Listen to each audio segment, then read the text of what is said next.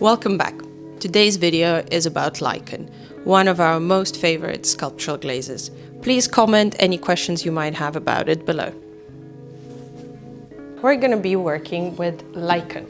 Lyken is a wonderful sculptural glaze that has a sort of deep green moss kind of color to it, but it's still in our lava range glaze. So it is a structural, textural, three-dimensional glaze that again grows on the piece and can really enhance your sculptural work or maybe the outside of your functional pieces.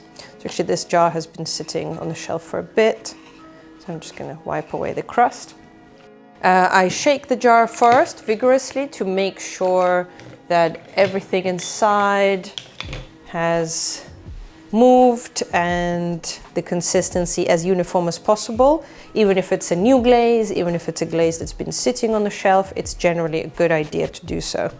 And then I proceed to mixing the glaze with the brush.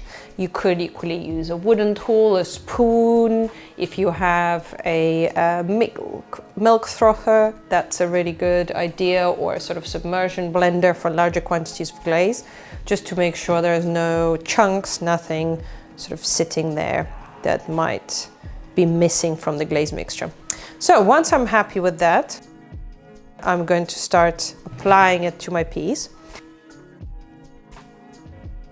In this case, I'm going to play with a few layers, building up from 1 layer to 3. Most probably 2 to 3 is the optimum amount to have a nice three-dimensional surface with bubbles and growth and a lichen effect. So let's see. First, I load my brush well, and this glaze flows quite nicely across the surface.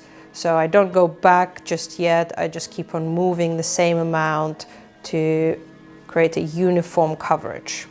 As it's a sculptural glaze that's going to transform quite a bit in the firing, we are not too fast with perfection at this point. So we're just trying to cover it evenly. But even the slight sort of variation of thickness might be a nice thing, and it could be something you decide to play with on your piece. So here we go.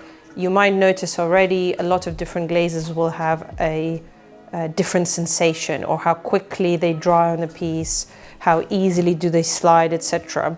That will be determined by a few factors. The clay itself that you're using, the clay body, right? That has a huge effect on the outcome. How vibrant your final result might be will be determined by your clay body.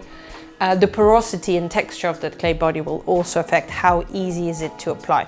So as I've gone quite quickly, I'm also checking over, is my glaze drying easily?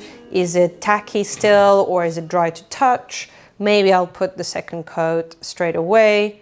And it's always quite a good idea to do sort of cross sections or generally apply in different directions for any glaze. And for sort of more uniform looking like glazes that may be transparent, whites, colorful glazes that are more matte, it's even more important because they're not necessarily going to melt over, and you will see much more obviously that variation or those drops and dribbles. Here I am quite free and liberated of too much concern in that regard. Also do think, depending on the object and the piece you're working, what's going to be the inside. Is it also something sculptural and the viewer is going to see? Do you also want the lava effect on the inside? Here, if I am trying to build up my glaze to 3 layers to get that eruptive, much more thicker, much more dramatic effect, I would most probably set it on the table, let it be for a bit, right? Depending on the season, on the current temperature in the studio. Maybe if I'm in a rush, I could employ the help of the hairdryer, of a heat gun if I've got one, and dry it so I can proceed much quicker. So now that our piece has been sitting for a bit, we can return and apply a few more brush strokes at the top bit, just to make sure we have a nice build-up of the glaze and we get a nice coverage and a dramatic effect. As you can see, the glaze is taking longer to dry as I'm applying it. It's staying dark, and still tacky. So in those situations, definitely be careful from touching or smudging it. Again, and now our piece is, we're gonna fire it at 1245 in a small test kiln and see how it comes out. So here's the final result. Thank you very much for watching. Please like, subscribe and share. Your support really matters.